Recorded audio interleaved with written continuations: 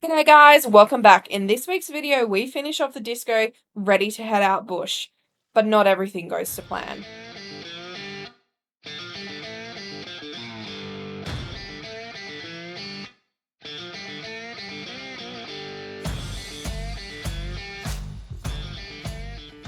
Next job on the agenda will be to take this rear tyre off, get this high lift jack off. I don't need it, so we're not going to use it. Don't need it yet. We don't really have bar work around it. We could actually lift it off, but we're going to be take this off, take this tyre off. I've got a little surprise.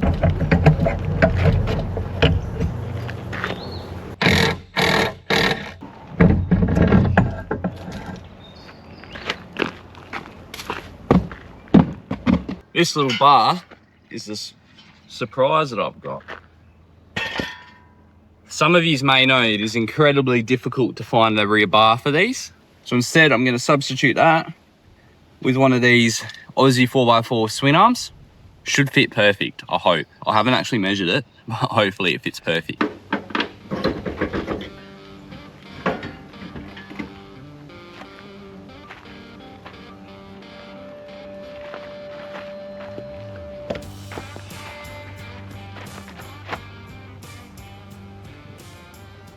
Next up, we've got a brand new steering damper to put in. Nice and easy. 2 bolts on either side. Smash it in. Got a service kit that I bought online that just replaced air filter, fuel filter, oil filter. I've got some oil as well. If you don't know, these recommend to run 2050. So that's exactly what I got, 2050 oil. The air filter's actually not that bad in it, but I'm going to replace it anyway.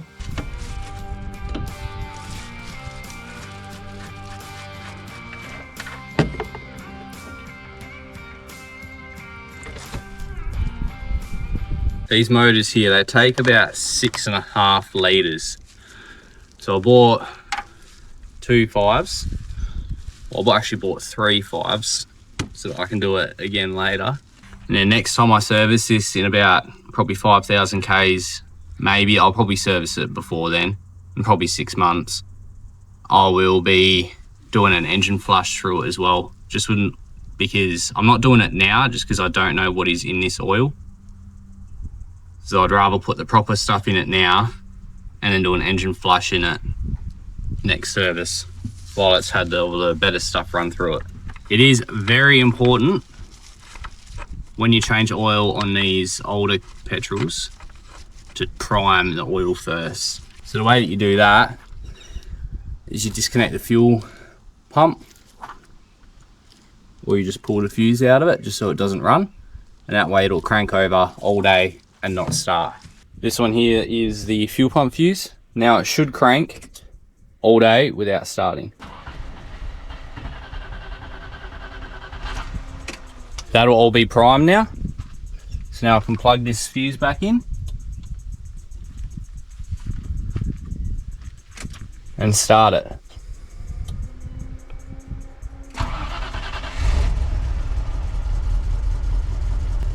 That'll be enough for now. Let me go check level. The job that I'm doing is the swivel hubs and wheel bearings. That is infamous to be horrible amongst old cars. There is an easy way to do these swivel hubs where you just unbolt the back and unbolt the whole hub off. But I need to do the wheel bearings as well, so I'm going to pull everything apart. Do it once, do it right. At least this side, I've only got the swivel hub for this side. So we're going to do it this way just for this side, and then the other side we're going to do the wheel bearing as well. Just before I fully unbolt it, I'll show you the wheel bearings. Hopefully the camera will pick it up. There is a lot, like this bearing has collapsed.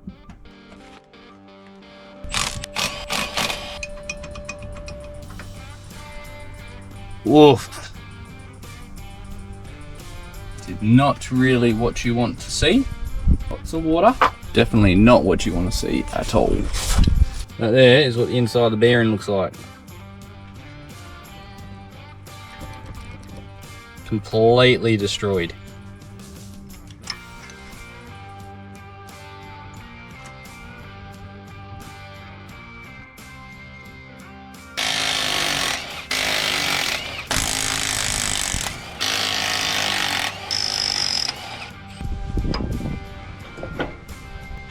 Now what I want to see is a fully healthy CV, not a broken one.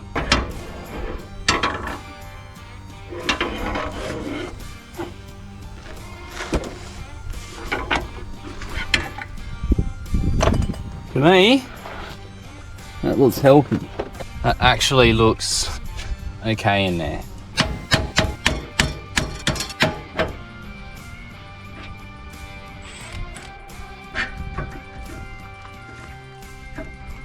Here we are, all apart. Hub's off. Comes off really easy, just a couple bolts on the back here. I'm gonna give it a nice good clean. I'm gonna spend a little bit doing that, smash this back seal in, and then start putting it back together. Ball bearings are on. Just gotta button it all up now, and then send it on its way.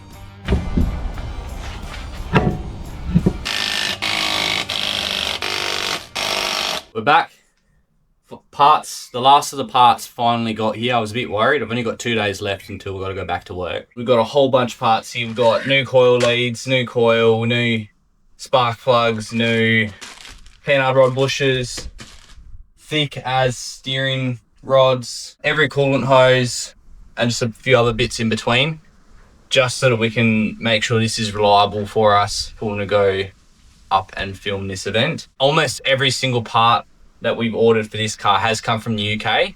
It's come from Rimmer Bros if you guys are interested. They're really good at communicating with you. Just you have to remember that they're like 8-9 hours behind WA. So Eastern States are probably about 12 hours behind. So you got to do it on when it's night time, and you send them emails and they respond straight away. So highly recommend going through Rimmer Bros and dealing with them. Everything for this is a lot cheaper over there as well. Shipping is quite expensive. And you got to remember, if you spend over $1,000 in one transaction, you have to pay an extra fee through the Australian government as an import tax. First thing we'll be doing this morning is going to be draining all the coolant out and doing a radiator flush. I've got all new coolant hoses and everything, so I want to do a flush just to make sure everything is in decent-ish shape. Oh, okay.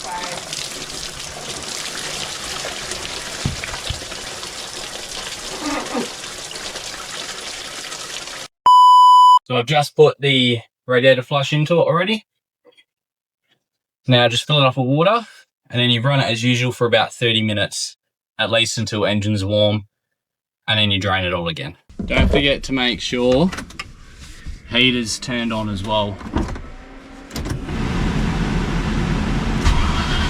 So I'm going to wait for it to cool all the way down, drain it back out again, and then we can change all the hoses and it should be all good to go. While we're waiting, we're going to change over the new coil and run some new leads. So here is my old coil. It is still somewhat okay. So I've got a new one though. This is my brand new one. Going to be using this instead, just because brand new part. I'm going to keep this one as a spare for just in case. New coil is on. Still with the old ignition lines just for now, just to do a quick start to make sure it does still start. And then I'll swap over the lines and then be able to drain the coolant. So coolant is now all flushed. Now I can finally start replacing some of these hoses. I've also got a brand new bottle that I'm going to replace as well. I'll keep this one as a spare because there's actually not much wrong with this one. It's just it's very faded, so I'd rather put a new one in it. We'll start with this top rad hose and then start going through. These hoses, they might look fine from the outside,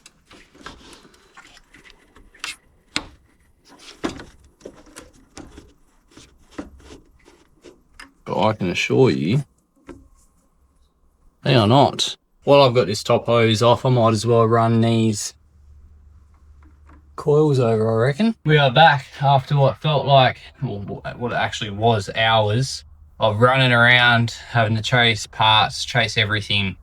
Everything is now sorted. Next up, what we have got is just put the bottle in. Bottle is pretty much in.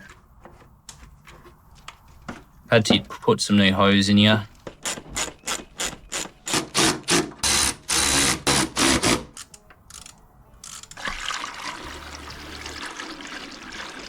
So system's still holding good pressure and no leaks. Time to pull out some spark plugs. They don't look horrible. They don't. They're not amazing though.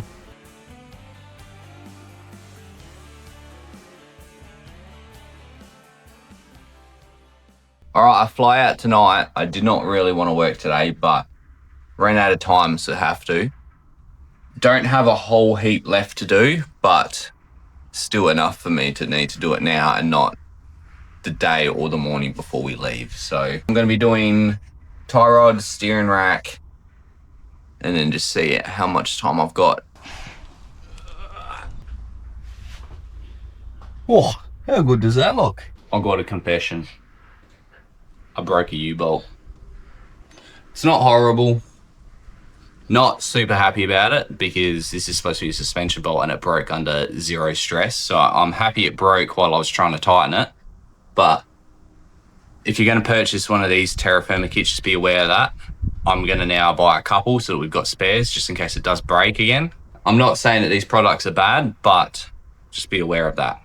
As you can see, been having some fun doing some panhard rod bushes. Don't have a press, so drilling them out is the next best option. That was horrible.